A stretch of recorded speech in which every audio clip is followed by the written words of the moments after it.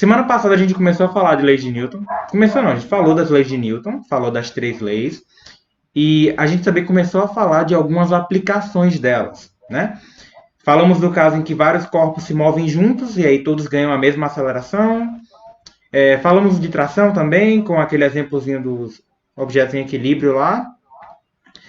E a gente também falou de polias e de plano inclinado, né? Polias foi um pouco rápido, mas a ideia era basicamente que quando você coloca uma polia, você divide a força que você vai ter que exercer pela metade, né?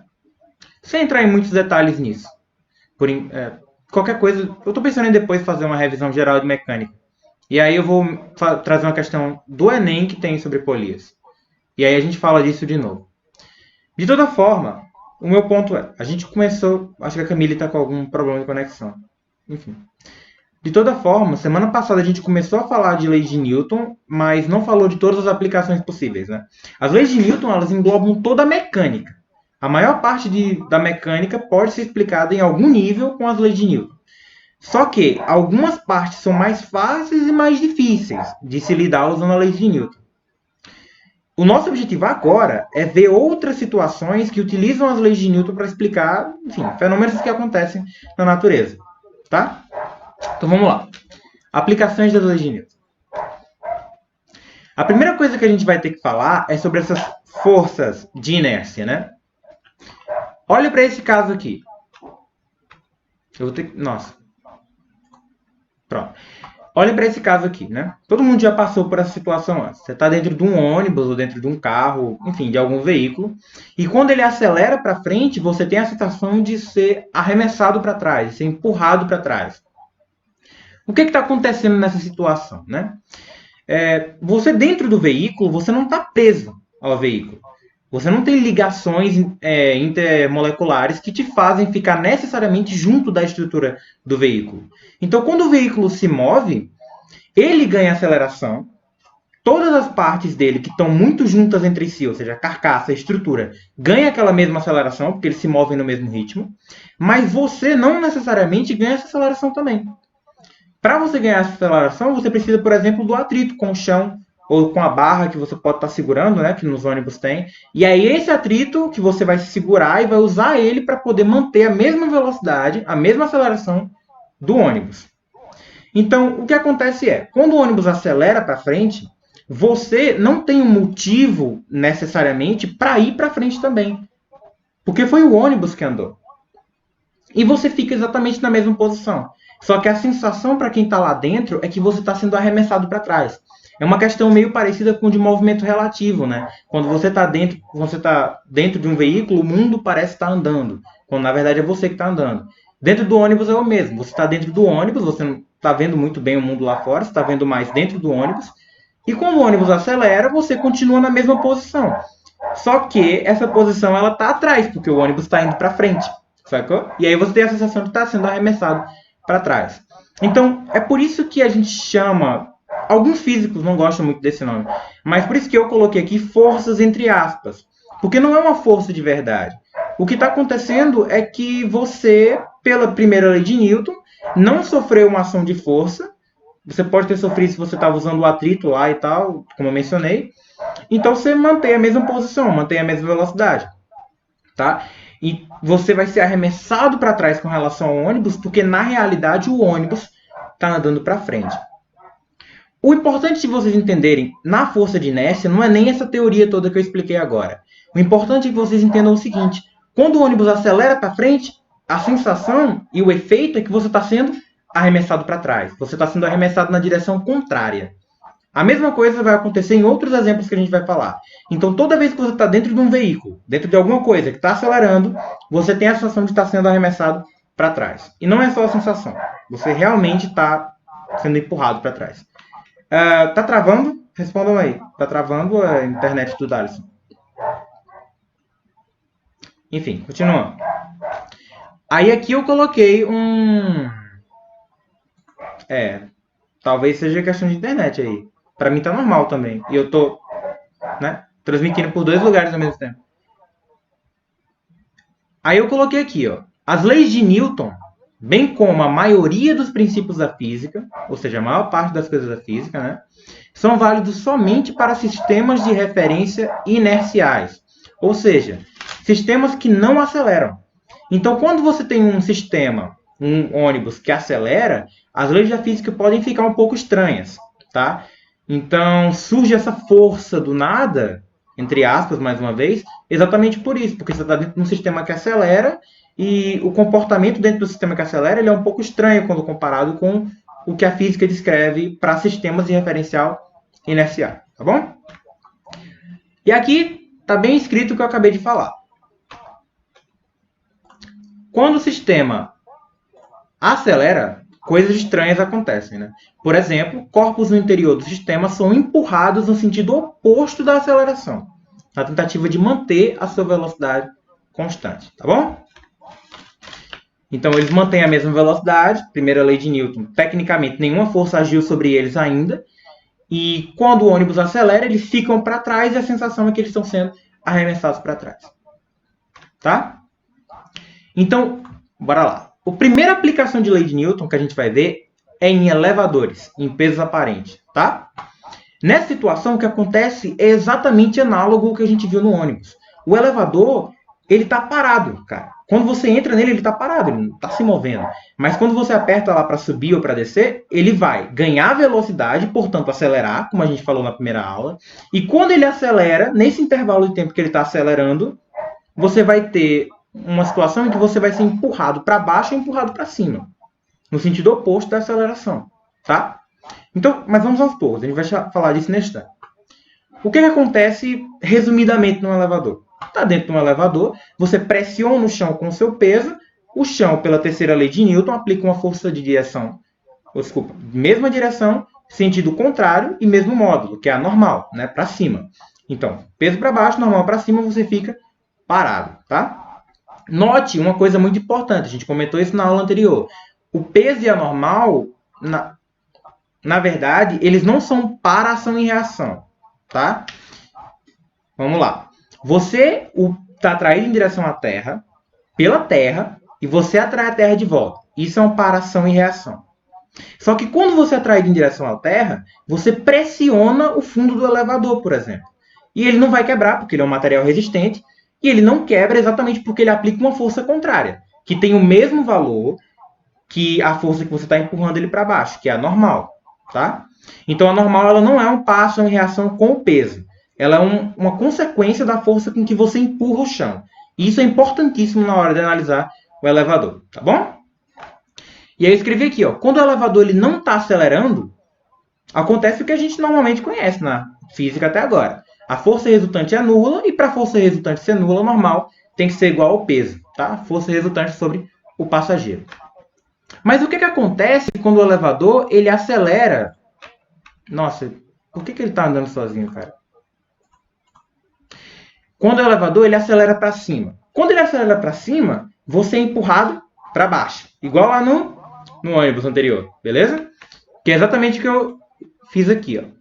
O elevador acelera para cima, a pessoa acelera para baixo no mesmo ritmo, porque ela fica parada, ela não se move a priori. Então, quando você acelera para baixo, na verdade, você está empurrando o chão. E como você está empurrando o chão, a reação do chão é maior, ou seja, a normal vai ser maior, tá bom? Então, bora lá. O elevador acelerou para cima, você é empurrado para baixo. Sendo empurrado para baixo, você aplica uma força maior sobre o chão, maior do que o seu peso, porque é o seu peso mais a aceleração com a qual você está sendo puxado para baixo. Não é bem aceleração, porque a aceleração não é uma força, mas essa aceleração está gerando uma força de inércia, como eu mencionei. E ao ser empurrado para baixo, o chão vai reagir com intensidade maior, porque o chão não vai quebrar, tá bom? O que eu quis dizer foi, quando o elevador acelera para cima, a força normal ela vai se tornar maior, porque você vai empurrar o chão com mais força. Já quando o elevador acelera para baixo, a situação é contrária. Porque nesse caso, lembra, você vai se mover na direção contrária do elevador, né? Então, o que você vai sentir quando o elevador acelera para baixo é que você está sendo puxado para cima. O seu peso vai ficar menor. E com isso, você pressiona menos o chão. Se você pressiona menos o chão, a normal também diminui, porque a normal é sempre igual à força com que você aperta o chão, beleza? Então, quando você acelera para cima, você empurra o chão com mais força, ao empurrar o chão com mais força, a normal se torna maior do que o seu peso, tá bom? Quando o elevador acelera para baixo, você é empurrado para cima e você passa a pressionar menos o chão e assim a normal se torna menor do que o seu peso, tá? E aí tem uma observação, aqui eu estou mostrando exatamente isso nesse slide, ó. Aceleração para cima, tu vai empurrar o chão com mais força, tá? E, portanto, a resposta do chão, que é a normal, vai ser maior do que normalmente era, do que quando você não está acelerando, que era quando ela era igual ao peso. Observe o seguinte, o seu peso ele não muda em situação alguma, tá bom? Porque o seu peso ele depende da interação de você com a Terra. Então, se você acelera, não faz. O seu peso depende só da sua massa. Então, a todo momento num elevador, você tem o mesmo peso, tá bom? Você vai ver que esse vetor peso aqui, ele vai ficar igualzinho. Ele não vai mudar, eu botei exatamente desse jeito. Tá? O que vai mudar é a normal. Você acelerou para cima, você vai empurrar o chão vai responder com a normal, que vai ser maior do que o peso agora, tá bom? Que é exatamente o que eu escrevi aqui, ó. Normal maior que o peso, tá? E quando o elevador acelera para baixo? Que eu já mencionei, mas vamos falar novamente. Quando o elevador acelera para baixo, você vai ser empurrado para cima, tá bom? Empurrado para cima, e a força com que você aperta o chão diminui. E, portanto, a normal também diminui. Mas o peso, em ambos os casos, continua igual, tá? Mas aí você vira para mim e pergunta, mas Breno, quando eu estou no elevador, subindo ou descendo, eu tenho a sensação de estar mais pesado ou de estar mais leve. O porquê disso, né? Porque quando essa força que empurra você para cima ou para baixo, força, né? Empurra você para cima ou para baixo atua, a sensação que você tem é de estar mais pesado ou de estar mais leve. Então, quando o elevador ele acelera para cima, você é empurrado para baixo e você se sente mais pesado. E quando o elevador ele desce acelerando, né, ele acelera para baixo, você é empurrado para cima e você se sente mais leve, tá bom? Então, o peso aparente nada mais é do que o quanto que você empurra o chão. É isso que te dá a sensação de peso, é isso que te dá a sensação de massa, o quanto que você está empurrando o chão. E o valor do quanto você empurra o chão é igual ao quê? É igual a sua normal, que é exatamente o que eu vou escrever aqui nesse slide, ó. Tá vendo aqui? O cara tá numa balança dentro de um elevador. Qual é o valor que a balança vai mostrar? Vai mostrar o peso aparente, é o peso que a pessoa sente que ela tem ali dentro. E esse peso aparente é igual à força com que ela empurra o chão, tá bom? Que vai ser maior quando o elevador acelera para cima, porque aí você vai ficar para baixo, e aí você vai empurrar o chão com mais força. E vai ser menor quando o elevador acelera para baixo, que aí você é empurrado para cima, você empurra o chão com menos força, tá bom? Então a ideia é sempre essa. O elevador acelera para cima ou para baixo, não importa nem se ele está subindo ou descendo, tá? Importa se ele está acelerando para cima ou se ele está acelerando para baixo. Tu vai sentir que você está sendo empurrado na direção oposta. E aí, disso aí você tira se você vai se sentir mais pesado, se você estiver sendo empurrado contra o chão, ou se você vai se sentir mais leve, se você estiver sendo empurrado no sentido oposto do chão, né? E o peso aparente é exatamente o tanto que você empurra o chão. Ou seja, tem o mesmo valor que a normal. Tá? Porque lembra, normal é o par, ação e reação da força com que você empurra o chão. Que não é só o peso, nesse caso. Por conta da aceleração e tal. Tá? Aí eu coloquei aqui uma questão. Beleza? Questão da Universidade Federal de algum lugar. Não, pera. UFU. Não sei, é alguma universidade federal de Minas Gerais, que eu acho que num livro meu, que ela tem aqui essas 5 alternativas. Então vamos ver como é que a gente pode resolver isso aqui de uma maneira simples, sem precisar de grandes matemáticas. Um elevador tem uma balança no seu assoalho, ou seja, no fundo dele tem uma balança. Uma pessoa de massa 70 kg está sobre essa balança, ou seja, está em cima da balança, e considere que a gravidade vale 10 metros por segundo ao quadrado. Aí ele pede para a gente julgar os itens abaixo. Antes de mais nada, eu já vou calcular o peso, né?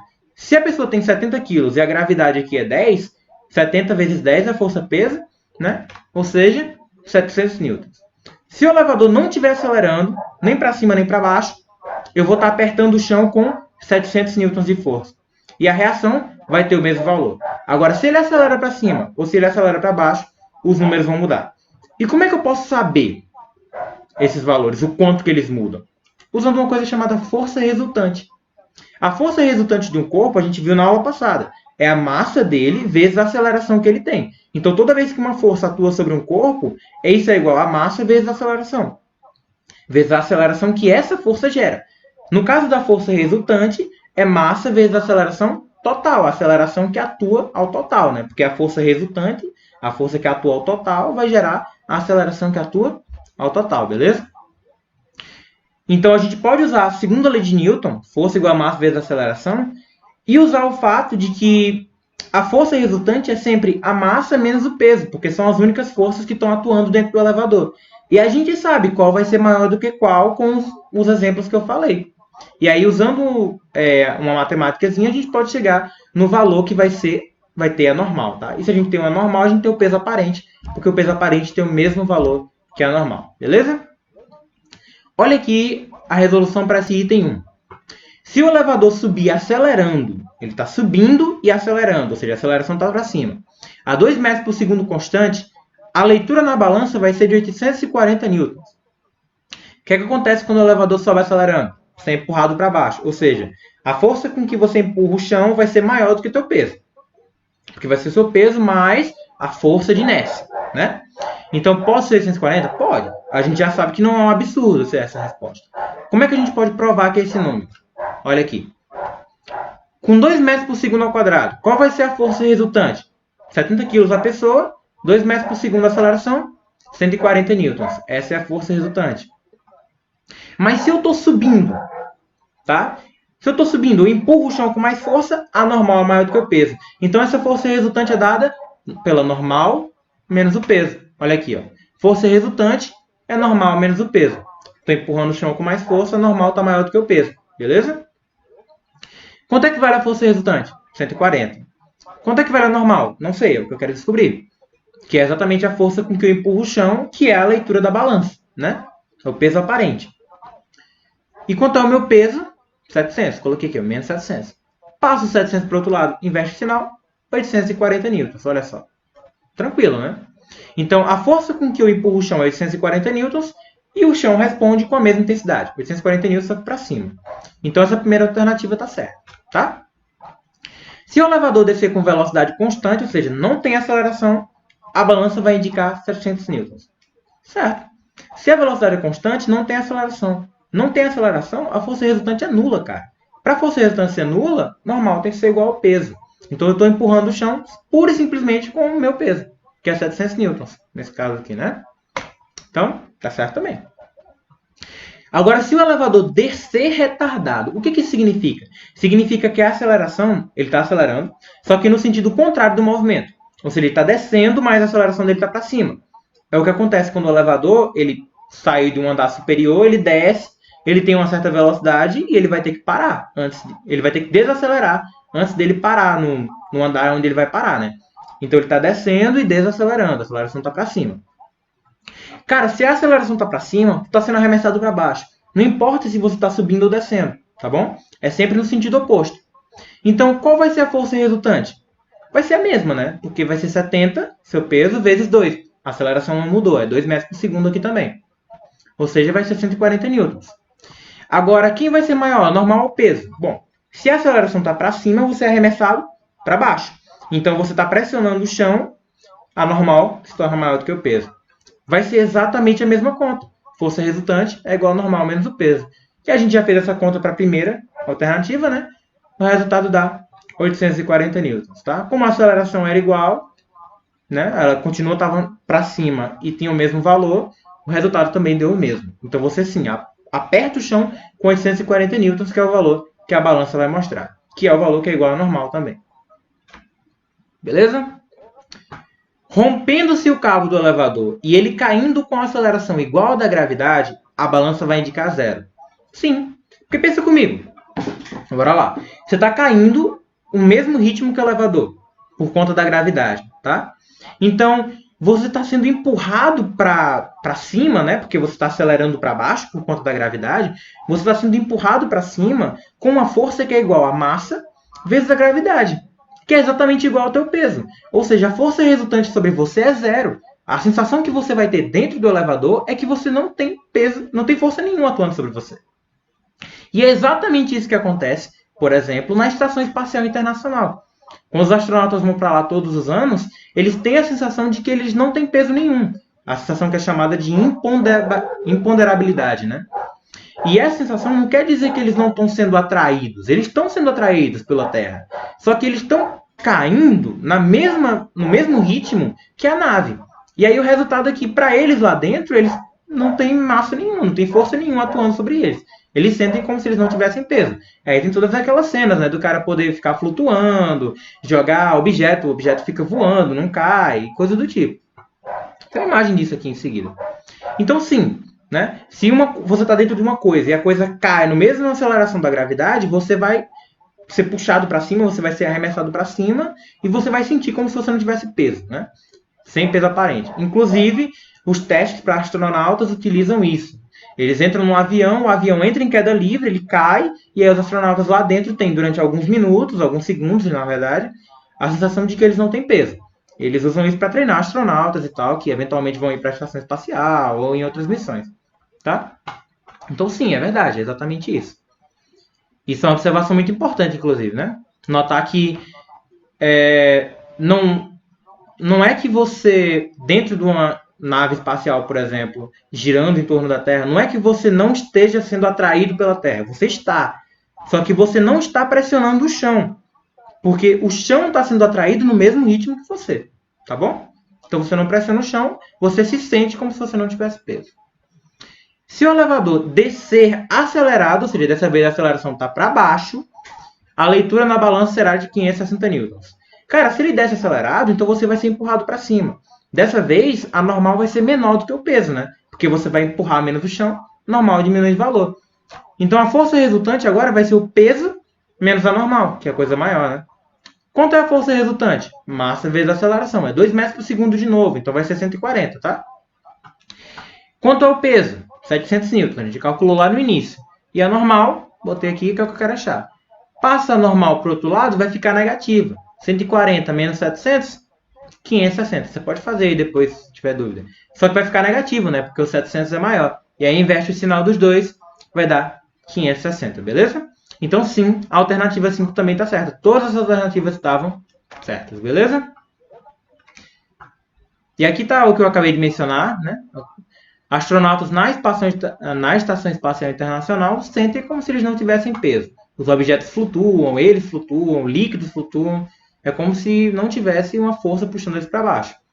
Existe, mas ela puxa a nave no mesmo ritmo que ela puxa eles e a sensação é de que eles não têm peso algum. Se você está se perguntando por que satélites e naves não caem na Terra quando eles são puxados, a gente vai falar disso neste instante. Agora, deixa eu ver se vocês têm alguma dúvida até agora. Tá? Vocês têm alguma dúvida? Me digam aí.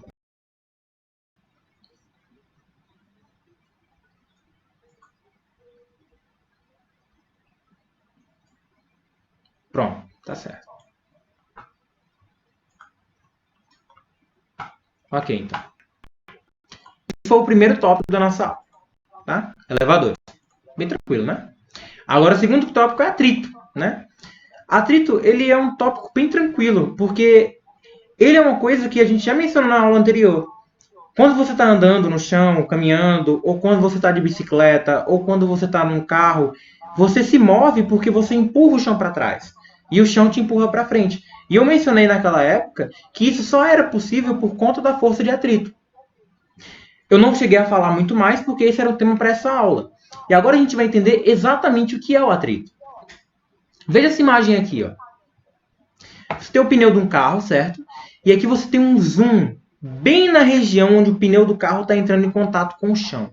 E se você aproximasse muito, né? Tem até foto na internet, se vocês quiserem pesquisar sobre isso, você veria que o pneu do carro ele não é perfeitamente liso. Ele é cheio de ranhuras, de reentrâncias, de pequenas subidas e descidas, assim como a pista. E essas subidas e descidas ficam constantemente se encaixando umas nas outras. E isso vai dificultando o movimento, tá bom? Então o atrito é exatamente isso, é uma consequência do fato de que as superfícies elas têm pequenas reentrâncias São reentrâncias microscópicas que a gente não consegue ver geralmente. E quando um objeto se move em cima dessa superfície, as reentrâncias que existem nele também se juntam com essas reentrâncias no chão e vão gerando essa resistência ao movimento, tá bom? Então, do ponto de vista físico, né? Porque isso aqui é a prática. No mundo real, isso aqui é o que a gente entende como atrito. Do ponto de vista físico, ou seja, simplificando as coisas, pensando de maneira mais simples. O que é o atrito? Por isso tem que trocar sempre. É verdade também. Então, sim. Do ponto de vista físico, né? Simplificando as coisas. O atrito ele é uma resistência causada pelo contato entre superfícies, tá bom? Então, a gente não precisa pensar no que está acontecendo em nível microscópico. A gente só tem que saber que isso acontece. Esse corpo está passando em cima dessa superfície e a gente vê que ele se move com uma aceleração menor do que ele deveria, para a força com que ele está sendo puxado. Então, isso quer dizer que a interação dele com o chão está roubando a aceleração, vamos dizer assim. Está exercendo uma força no sentido contrário, tá bom?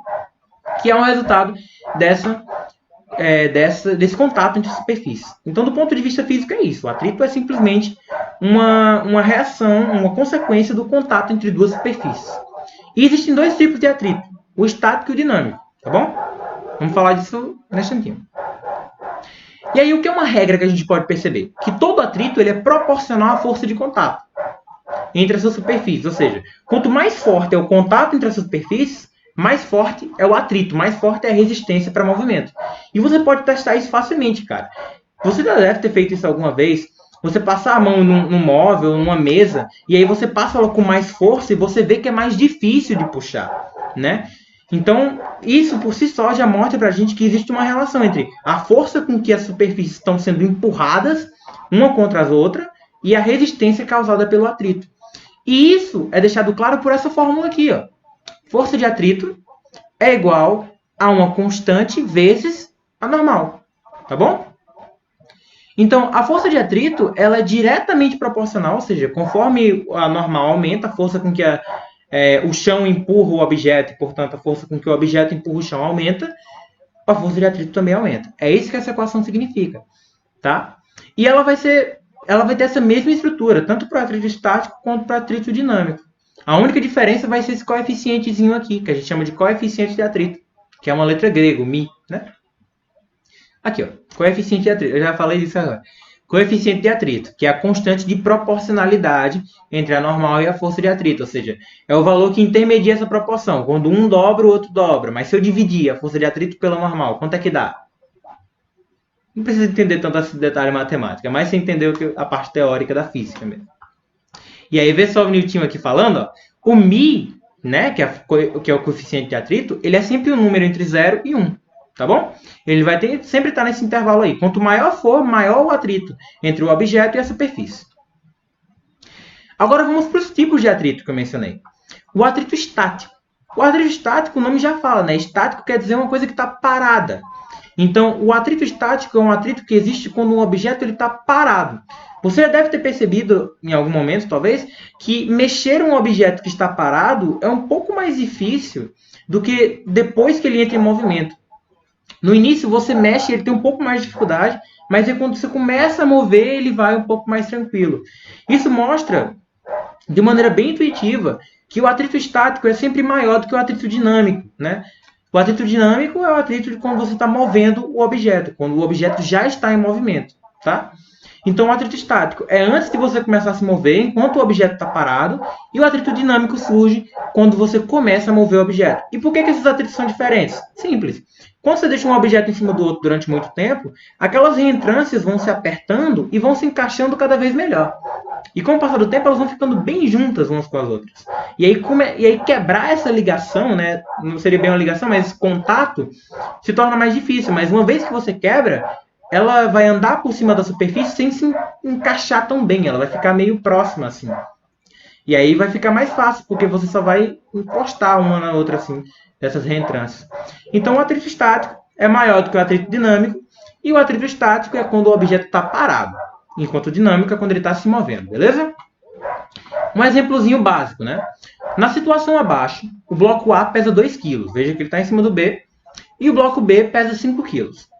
o bloco B ele passa a ser empurrado, a ser movido com uma força de 100 newtons sobre uma superfície onde o coeficiente de atrito cinético, cinético é um outro nome para atrito dinâmico, tá? Cinético, esse nome cinético se refere à velocidade, se refere a movimento. É uma outra forma de você falar atrito dinâmico, tá? Então, o coeficiente de atrito cinético vale 0,5 e o coeficiente de atrito estático vale 0,7. Note que eles não têm unidade, não é newton, não é metro. O atrito ele é uma grandeza adimensional, ela não tem unidades, tá?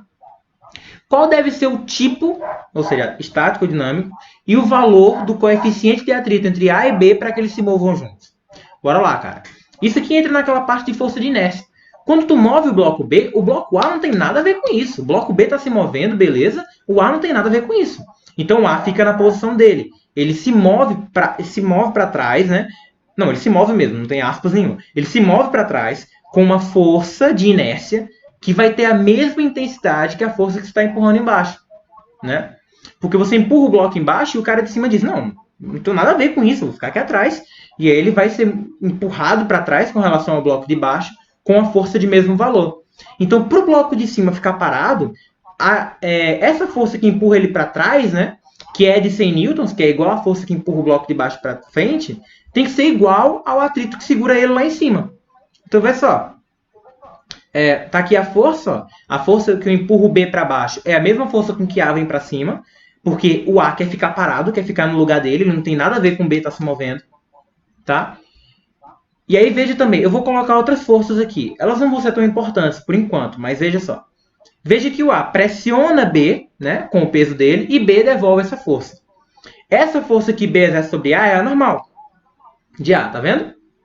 Que vai ter o mesmo valor de P de A. Enquanto o A e B vão pressionar o chão juntos com a força que é igual a PA mais PB, que é o peso dos dois juntos. Olha, ó, PB mais PA. O PA mais PB, tá na mesma, né? Então, beleza, tá bom. Vamos lá.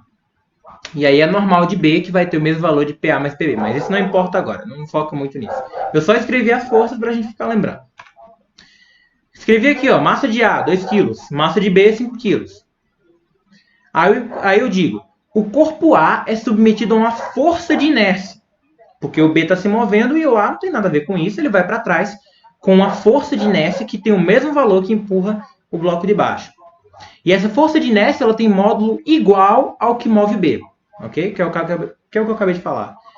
Se ele fica parado, então o atrito estático, porque ele fica parado, então é estático, deve ser igual ao valor dessa força. Tá? Ou seja, a força tem que ser igual ao atrito estático, se ele ficar parado, claro.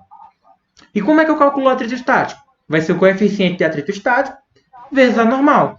E quanto é que vale a normal de A? De A, cuidado, que a normal de A, né? É a força com que A empurra o chão. É o peso de A. A empurra o chão exatamente com o peso de A.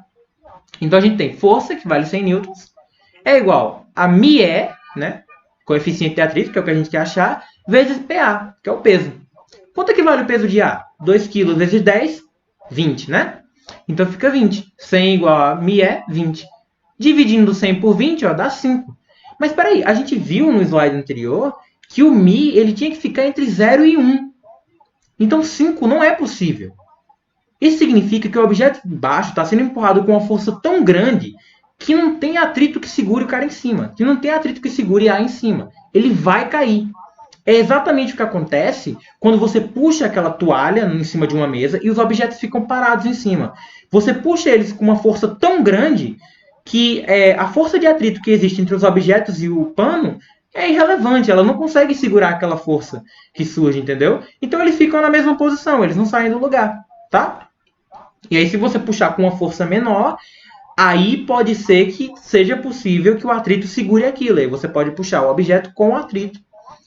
E pode dar uma merda aí no meio. E é exatamente o que eu escrevi aqui, ó. Ou seja, é impossível esse objeto se segurar em cima. Porque ele precisa de um coeficiente de atrito que não pode existir. É muito maior do que o possível. Tá bom? Tá, agora voltando nesse exemplo de novo. Se A e B se movessem juntos, ou seja, independente do que tá... Vamos supor que eles estão se movendo juntos, tá? Eu colei um no outro. Na questão anterior. Qual seria a aceleração do sistema? Ou seja, qual seria a aceleração que eles iam ganhar? Vamos lá. Força de atrito que atua do ponto de vista cinético, né? Força de atrito cinética. Força de atrito cinética vale a coeficiente de atrito cinético vezes a normal. É sempre coeficiente de atrito vezes a normal. For cinético, coeficiente de atrito cinético. For estático, coeficiente de atrito estático. Tá? Quanto é que vale essa normal? A gente viu aqui no slide anterior, né? Eu mencionei que não era importante agora, agora é. Quanto é que vale a força de atrito desses blocos, quer dizer, a normal desses blocos com o chão? Quanto é que eles empurram o chão? Peso de A mais peso de B. Os dois estão empurrando o chão juntos, né? Então, a normal, olha só, vale peso de A mais peso de B. Quanto é o atrito cinético lá da superfície? Tem lá na questão, 0,5. Quanto é o peso de A? 2 vezes 10, 20. Quanto é o peso de B? 5 vezes 10, 50. Então, a gente tem 0,5 vezes 70, né? Ou seja, metade de 70. Multiplicar por 0,5 é a mesma coisa que tirar a metade, o que dá 35. Então, se esses dois objetos estão juntos e estão se movendo, existe uma força de atrito de 35 newtons, atrito cinético, né? Enquanto eles estão se movendo, tem um atrito cinético de 35 newtons puxando ele para trás. Bom, são 100 newtons puxando para frente, 35 para trás, qual é a força resultante? 75. Vamos lá. Força resultante, massa do sistema vezes a aceleração do sistema. Eu falei na aula anterior, quando os blocos se movem juntos, todos têm a mesma aceleração. Tá? Então, qual é a força resultante do sistema? 100 para lá, 35 para cá. Eu até falei errado, acho que eu falei 75, não foi? 35 para lá, desculpa, 100 para lá, 35 para cá, o resultante é 65 para frente. Né? Força resultante, 65 newtons puxando eles para frente. E quanto é a massa do sistema? A massa de A mais a massa de B, dá 7. Então, qual é a aceleração que essa força resultante gera, cara? Qual é a aceleração que essa força resultante vai gerar sobre os corpos? Vamos só resolver essa equação, né? 65, passo 7 dividindo, 65 sobre 7. É um número quebrado, eu calculei na calculadora, é mais ou menos 9,2 metros por segundo ao quadrado. Então, se eles se movem juntos, a aceleração deles ia ser de 9,2 metros por segundo ao quadrado, tá? E aí, quando vocês forem estudar, eu escrevi aqui um textinho para vocês poderem entender tudo isso que eu falei, beleza? Vamos agora para um exemplo que une plano inclinado e atrito. No plano inclinado abaixo, do lado, na verdade, né? O bloco A desce, ou seja, ele está descendo aqui pela rampa, com aceleração de 2 metros por segundo ao quadrado, beleza? Tanto A quanto B pesam 5 kg, eles têm o mesmo peso. E o plano possui uma inclinação de 25 graus. Ele quer que eu determine o coeficiente de atrito do plano. Vamos lá. Primeira coisa, vamos ver quais são as forças que agem sobre os corpos. Peso de B está puxando ele para baixo. Peso de A também está puxando ele para baixo, beleza? Tração. Tração, A é puxar, na verdade, B está descendo, ele puxa a corda com ele. A corda puxa ele de volta, terceira lei de Newton. Então, a gente tem a tração ali em B. Tá? A corda também está puxando o A para cima, então a gente tem essa segunda tração. E as duas têm o mesmo valor, tá bom? Tração sempre ocorre aos pares, como a gente viu na aula anterior. Aqui, ó, a gente tem uma força de atrito, que, na verdade, está no sentido contrário, né? Ela está errada aqui, ela devia estar no outro sentido, porque A... Ah, não, desculpa. A que está descendo, não B. Eu falei que era B descendo pelo plano, né? A está descendo, que é o que está empendurado aqui. A está descendo. Então, ele puxa B e o atrito de B com a superfície está para essa direção. Sentido contrário do movimento, né? E aí eu coloquei aqui a normal de B. É importante a gente perceber agora que a normal não é igual ao peso, tá bom? Então, se eu for calcular essa força de atrito, eu tenho que considerar essa normal. E como é que eu vou calcular essa normal? Eu vou ter que usar as projeções, né? Os componentes da força-peso. Então, a gente falou isso na aula passada. Divide aqui, ó, peso de X é o paralelo à superfície. Peso de Y é o que está entrando na superfície, exatamente perpendicular. E aí, como é que eu vou calcular cada um desses, cara? Tá colado no ângulo? Peso vezes cosseno. Tá separado? Peso vezes seno. Então, vamos lá aos poucos. Qual é a força resultante que atua sobre A, cara? É o peso de A menos a tração, né? Que vai ser 10, veja só, porque A tem massa de 5, vezes a aceleração que ele tem, que foi dita aqui na questão, né? De 2 metros por segundo. 5 vezes 2. Força resultante de A é 10 metros por segundo. Não, desculpa, 10 newtons. 10 metros por segundo. Tá. E como é que eu vou poder calcular essa força resultante de A? Né? Vamos lá. A, ele está sendo puxado para cima. Pera aí. Tá, beleza. Tá, beleza, beleza. Ele está sendo puxado para cima pela tração. Não, eu coloquei A aqui, mas está errado. Não é A, cara. Exatamente. Eu já estava estranhando. Na verdade, eu estou falando da força resultante em B, né? Porque veja só essa expressão aqui, ó. Tração, puxa ele para cá, menos peso de X, menos força de atrito. Então, na verdade, eu estou falando de B. A força resultante de B, que também vai valer 10, né? Porque a massa de B é igual e a aceleração dele também é igual. Vai ser 5 vezes 2. Vai ser 10 também. E ela vai ser tração, que puxa ele para cá, menos o peso, que puxa ele para baixo, menos a força de atrito, tá bom? Só que tem um problema. Eu quero achar o coeficiente de atrito. Então tem alguma coisa a ver com esse atrito. Mas eu não tenho nem a tração e nem o peso de X. Peso em X, né? Não, veja que não é o peso de B, é o peso em X. Então vamos calcular os dois, né? Começando pelo peso em X. Peso em X está separado do ângulo, então é peso de B vezes o seno. Peso de B, 50 newtons, 5 vezes 10. Seno do ângulo, seno de 25. Aqui na questão, ó, ele disse que o seno de 25 é 0,42, beleza? Então, 50 vezes 0,42. Confie em mim quando eu digo que isso aqui dá 21, tá? Se vocês quiserem conferir depois, podem conferir. Tá, beleza. Temos o peso de X. E a tração? Como é que a gente encontra? Bom, a gente pode analisar a força resultante em A, dessa vez em A mesmo, né? Porque, veja, a força resultante dele vai ser peso de A, que eu posso calcular, menos a tração, que é o que eu quero descobrir. Então, ó, força resultante... Mano, eu troquei completamente aqui. Força resultante de A, esse bloco aqui que está descendo, vai ser 10. Massa, 5 kg, vezes a aceleração, 5, que é 2. Né? 5 vezes 2, 10. E quanto é que vai ser essa força resultante? Vai ser o peso menos a tração, igual eu falei. O peso é a massa de A, que vale 5, vezes 10, 50. Então a gente vai ficar com 10, né, igual a 50 menos T. Aqui, ó, 10 igual a 50 menos T.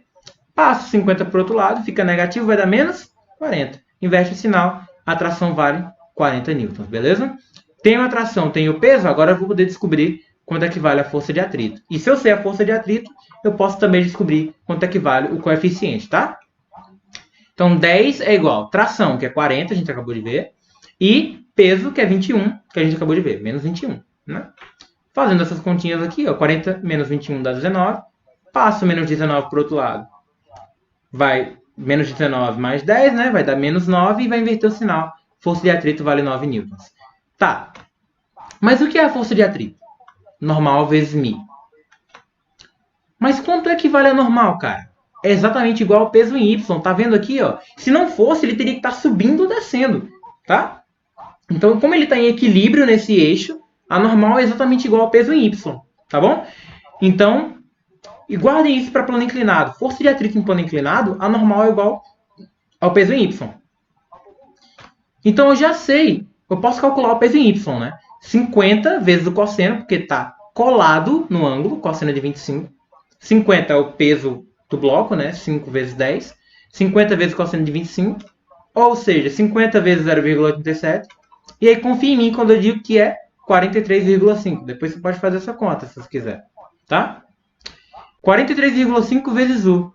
Eu sei quanto é que vale FAT. FAT vale quanto? Vale 9, né? Aqui eu andei um pouco rápido, mas FAT vale 9. Então, passo 43,5 dividindo. Mi vai ser 9 dividido por 43,5, uma divisão complicada.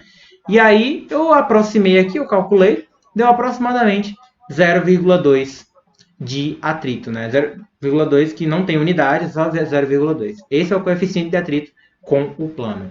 Foi um pouco mais longa essa, mas espero que tenha dado para entender aí direito. Beleza? Agora a gente vai para o último tópico dessa aula, né? Já está um pouco tarde, mas acho que dá tempo. Me digam se vocês têm alguma dúvida aí, que eu vou beber água.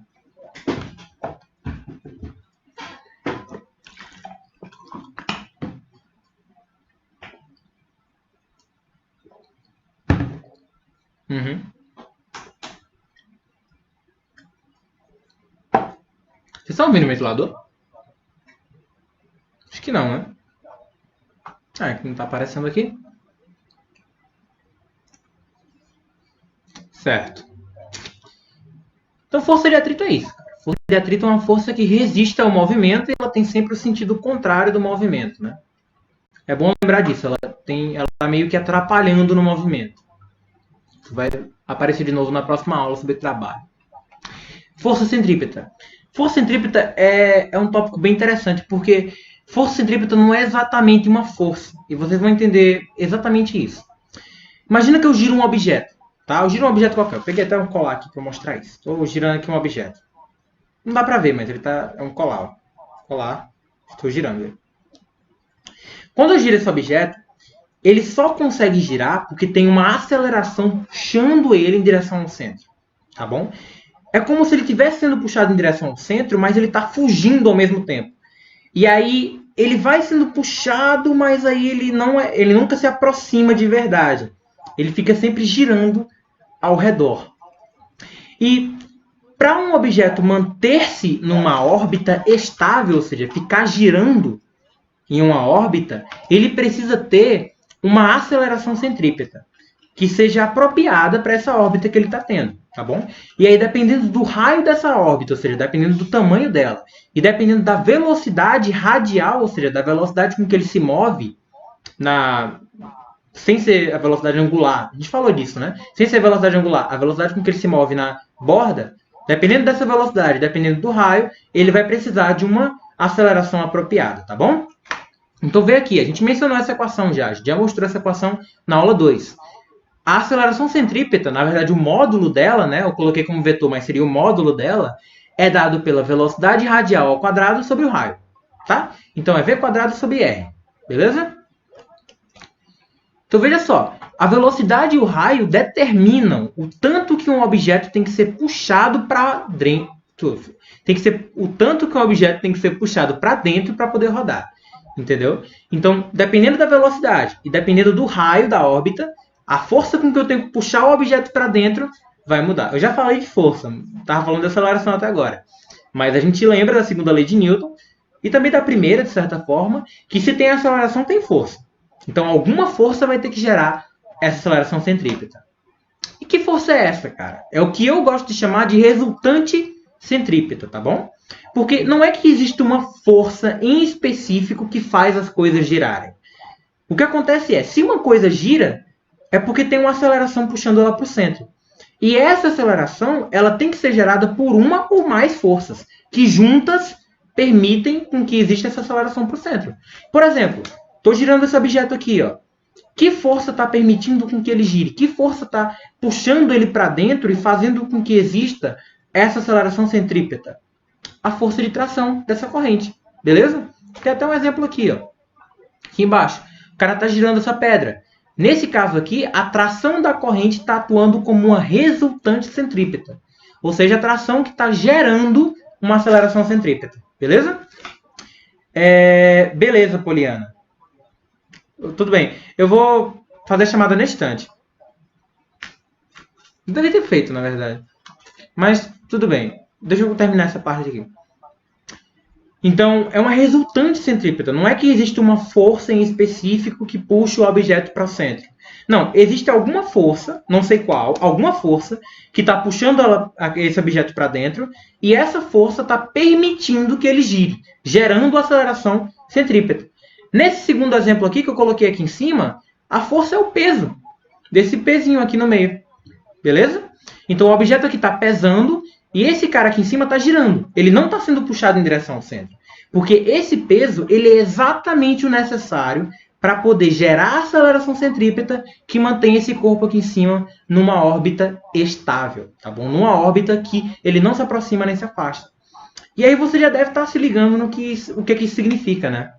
Isso significa que satélite, que planetas e que até outras naves espaciais ou outras estruturas que girem em torno da Terra, elas têm uma resultante centrípeta também, que permite que elas girem. E que resultante é essa? A força de atração gravitacional, né? A gente não vai falar de gravitação universal no curso, mas tem uma forma de você calcular a atração que a Terra exerce sobre um corpo quando o corpo está muito distante, né? E é exatamente essa força que funciona como uma resultante centrípeta, gerando a aceleração que permite que o satélite fique girando. E aí ele nunca se aproxima, porque essa força ela não está, de fato, puxando o objeto para perto. ela está meio que permitindo que ele gire. Ao mesmo tempo que ela puxa ele, ele se move e aí ele meio que nunca se aproxima da Terra, ele vai fazendo essa curva, beleza? Aqui outro exemplo é a Roda da Morte, né? Os caras estão lá dentro dessa globo na morte, na verdade, que é um globo em que você está dentro de uma moto, geralmente, e você vai girando e dando uma volta completa. Nesse caso aqui, a normal e o peso vão ficar se alternando para ver quem vai funcionar como resultante centrípeta. O momento mais crucial da Roda da Morte é quando você está na parte de cima. Porque dependendo da sua velocidade, a única coisa que vai atuar como resultante centrípeta é o peso, cara. Não, desculpa. Quando você está exatamente no topo, a única coisa que vai atuar é o seu peso. Então é o momento mais perigoso, porque em outros momentos a normal te ajuda. E eu vou mostrar no instante por que isso acontece, tá? Então vê só. Pela segunda lei de Newton, a força que gera a aceleração centrípeta deve ter um módulo igual a massa vezes a aceleração centrípeta, tá bom? Essa força também deve ser orientada em direção ao centro da órbita, naturalmente, né? Essa força tem que estar sempre puxando o objeto para o centro da órbita, beleza? Então, a força que está gerando essa aceleração centrípeta vai ter que ter módulo igual a massa vezes a aceleração centrípeta. E mais uma vez eu vou frisar. E que força é essa? Não sei, tá? Pode ser uma atração, pode ser a força de atração gravitacional, pode ser o peso, pode ser a normal, pode ser várias forças juntas que estão puxando em direção ao centro. Então, eu não sei que forças estão fazendo essa resultante centrípeta. Mas eu sei que elas devem gerar essa aceleração. E pela segunda lei de Newton, eu sei que o módulo delas deve ser igual a massa vezes a aceleração centrípeta. Então, veja. A aceleração centrípeta, velocidade ao quadrado sobre o raio. Então, o módulo dessa força vai ter que valer massa vezes velocidade ao quadrado sobre o raio, tá bom? Parece a equação de energia cinética, né? Alguns de vocês devem lembrar dessa equação, mas cuidado, é raio, tá bom? Raio embaixo. Vê só esse exemplo aqui, bem básico, cara. O objeto está sendo puxado para baixo, né? Quer dizer, tá. Essa massa aqui, esse peso, está sendo puxado para baixo pela força da gravidade, pelo peso, tá bom? E esse objeto aqui que está girando em órbita, ele está tendo uma resultante centrípeta que é causada pelo peso dessa massa que está aqui embaixo. Então vamos olhar aqui o que é que está sendo dito. O corpo no andar de cima tem 6 kg, ou seja, essa bolinha aqui tem 6 kg. E ela adquire uma velocidade de 3 metros por segundo ao ser empurrada, tá bom? Ou seja, você pegou a bola e empurrou ela lá. E ela se move a 3 metros por segundo. Imediatamente, ou seja, sem perder velocidade, sem se aproximar do centro, ela entra em órbita, puxada pelo peso de 1 kg. Qual é a distância dessa bolinha até o centro da mesa? Bom, bora lá, né? Nesse caso aqui, o peso está atuando como resultante centrípeta. Então, qual é o valor que o peso deve ter? Massa vezes a aceleração centrípeta. Mas, Breno, o peso não era massa vezes gravidade? É, ainda é. O valor do peso é massa vezes gravidade. Mas como ele está atuando com uma aceleração centrípeta, isso significa que a aceleração com que ele é puxado em direção ao centro é igual à aceleração do pezinho. Não, não é, na verdade. Falei besteira, enfim. O que importa é o peso, nesse caso aqui, ele é massa vezes gravidade, não mudou isso, mas ele está atuando como resultante centrípeta. Então, o valor dele vai ter que ser igual também a massa vezes velocidade ao quadrado sobre o raio. Que é o que eu vou fazer aqui, ó. Peso, massa vezes gravidade. Indo por aí, 2, que é o pezinho ali embaixo, vezes 10, dá 20. Isso aqui também vai ter que ser igual a massa vezes velocidade ao quadrado sobre o raio, porque o peso está funcionando como resultante centrípeta, né? O objeto lá em cima está em órbita. Então, quanto é que vale a velocidade do objeto lá em cima? 3 metros por segundo. Isso ao quadrado, dá 9. A massa dele vale 6. Então, resolvendo essa continha aqui, ó, passa o raio para lá, ó, troca o raio e o 20 de posição, por exemplo, vai ficar 6 vezes 9 sobre 20. Tu pode simplificar o 6 com 20, né? Dividir por 2, vai ficar 3 e 10 embaixo.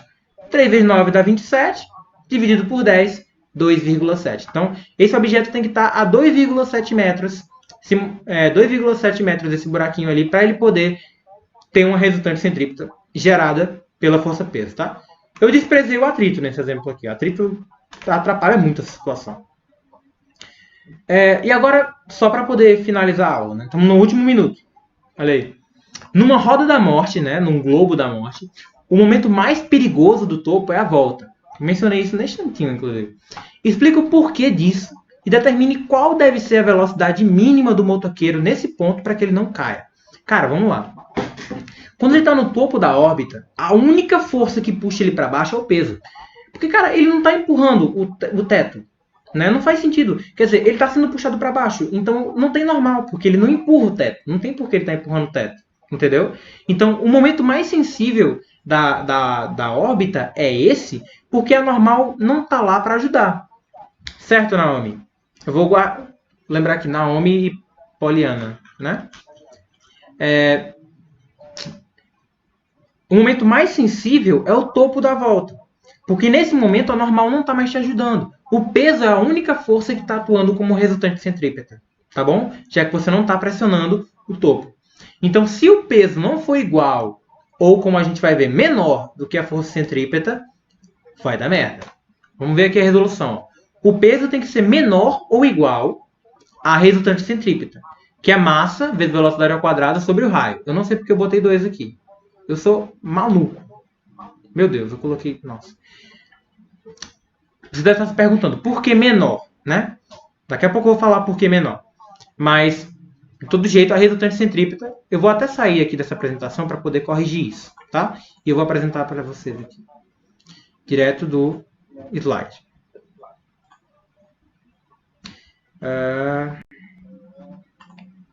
Lá. Para eu poder resolver essa questão, eu tinha que ter dito qual é o valor do raio, né? Certo, Stephanie e Caroline. Ok, tudo bem. Vocês estão vendo aí a apresentação. Então, tinha que ser o raio aqui. Raio, tá? Vamos supor, por exemplo, que o raio valia 2 metros, tá bom? Porque aí a conta vai dar certo. Eu não vou ter que mudar nada muito grotesco aqui. Se o raio valia 2 metros, aí eu posso trocar por 2, tá bom? Então, o peso tem que ser menor ou igual à massa vezes o raio. Por que menor ou igual? Daqui a pouco eu falo. Tá no finalzinho da aula, tá, pessoal? Não se preocupa, só falta um slide, né? Porque esse aqui é explicando para quando vocês forem ler e esse aqui é para eu explicar aqui agora. Então, tá no finalzinho já. Quanto é que vale o peso? A moto mais o motorista, eu escrevi aqui do lado, pesam 300 newtons, né? Desculpa, pesam 300 quilos. E 300 vezes a gravidade, que é 10, 3.000. Então, eu vou ter 300 vezes 10 aqui. Isso tem que ser menor ou igual, daqui a pouco eu explico por que menor ou igual. 300, massa, vezes velocidade radial, que eu não sei, eu quero descobrir exatamente qual deve ser a velocidade mínima, se ele tem que ter lá em cima, para ele poder se mover, dividido pelo raio, né? Que eu tinha escrito errado aqui, mas vamos dizer que o raio vale 2 metros. Eu acho que eu até escrevi isso aqui em cima, mas enfim. Resolvendo aqui, ó, 300 com 300 tu corta, né? Tem igual dos dois lados, passo 2 multiplicando, fica 20. Então você fica com v ao quadrado maior ou igual a 20. Passa a raiz, v tem que ser maior ou igual a raiz de 20 metros por segundo. Então, o menor valor que, veja só, é aproximadamente 4,4, né? Então, veja, o menor valor que o motorista tem que ter, que o cara que está pilotando a moto tem que ter, quando ele está lá em cima, é de 4,47 metros por segundo, aproximadamente. Se ele tiver mais do que isso, tranquilo, vai dar também, tá?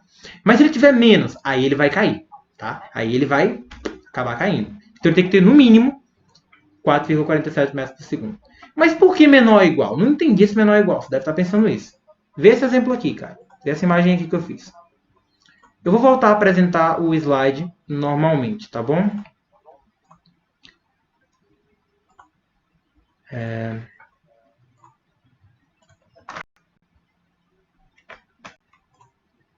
Só um momento.